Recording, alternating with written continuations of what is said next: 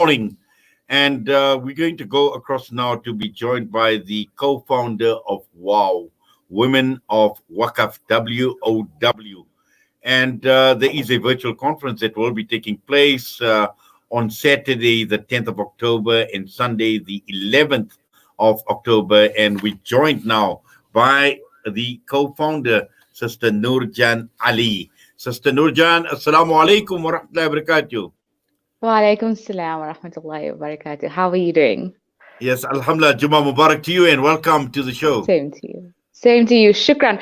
I am upside down on my end. Am I I upside down can, on your end? yes, you are, and I'm wondering whether it's me or you.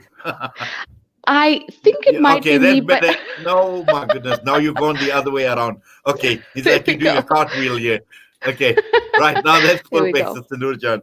Okay, Sister Nurjan, obviously, welcome to the show this morning. And I think just before we get to the actual virtual conference, just to refresh, I know we've spoken in the past with regard to Women of Waqf, what you have been doing, what the aims, the objectives are. And just as a refresher, just to give us a bit more of an insight and into Women of Waqf and what you have been doing until now.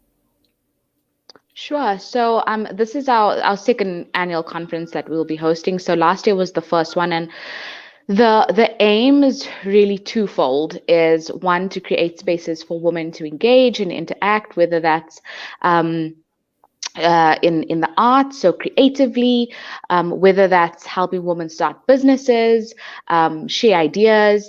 And then the second one is through a Waqf fund to create a community center. So from the onset, it's really looking at one community center and then evolving from there. But having that community center really be the heartbeat of the community, where women and children can come to, and then we'll facilitate a number of activities. There'll be a number of aid schemes that run through the center, but the aim of it is really for it to be a Waqf and for it to be for the community. Yes. Now, just looking at your activities in the last few months, and I'm sure with COVID-19, with the pandemic, with lockdown, the state of disaster that we have been in, it must have curtailed your activities to quite an extent, and it must have affected WOW. So it has, in that so many of our things that we run are contact events, but we've managed, alhamdulillah, to really use technology to our benefit, and so hosting online book clubs, and then also adjusting to what the need of the community is. And so one of the big things that we did was a blanket drive. During this time, so many people have lost their jobs, so many people are going through financial difficulty, and so partnering with a company in order to ensure that people receive blankets, partnering with a women's shelter and an old age home to ensure that people receive the necessary supplies that they need. And so a lot of our efforts this year have been pushed to aid and relief, as opposed to the events and the hosting women. And that's why I think we're quite excited about this conference, because it's sort of getting back to what the aims really were. I mean, not that it's not helping people, but it's also just looking at the other aspect, and having women in the same space connecting. Well, obviously, we had to do things differently now, and we are now looking at this virtual conference, and that is going to be quite a major shift, from what we all have become accustomed to in terms of attending conferences. So let's just talk about this conference, and I see it's starting off on the 10th of October, on Saturday, the 10th of October. And if you could just take us through this conference, what is the main theme behind this conference, and also give us an insight as to what people can expect. Sure.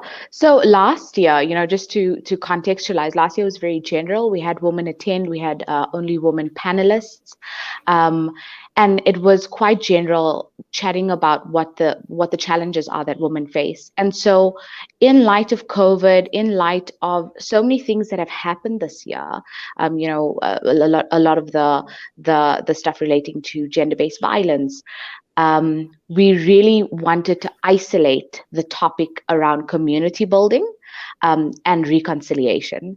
So, what does it mean to build a community? What does it mean to reconcile the issues of the past that we're still currently facing? And so, it's very easy to look at this topic and say, oh, this relates to race, gender, class, but it moves so much deeper than that. So the topics that we're covering is just a range of interesting topics. So around mental health, around gardening, around how do we engage different stakeholders? Because I think we all want to achieve the same thing. So when you look at from the government level or state level, all the way down to grassroots NGOs, and then you have Islamic organizations as well. How do we as a collective, band together in order to create sustainable change? And so one of the things that we really wanted to focus on is, as a community holistically, what are the challenges? But then what are the solutions that can be implemented? So practical solutions that can be implemented within our communities at these various stages. So whether it's healing and whether it's education, what do our madrasa systems look like? Are our madrasa systems allowing for violence and gender-based violence to take place? What are we doing about that? So it's really at every level that we're trying to cover our bases, and we have some amazing speakers coming up, and so that's really the premise for this conference.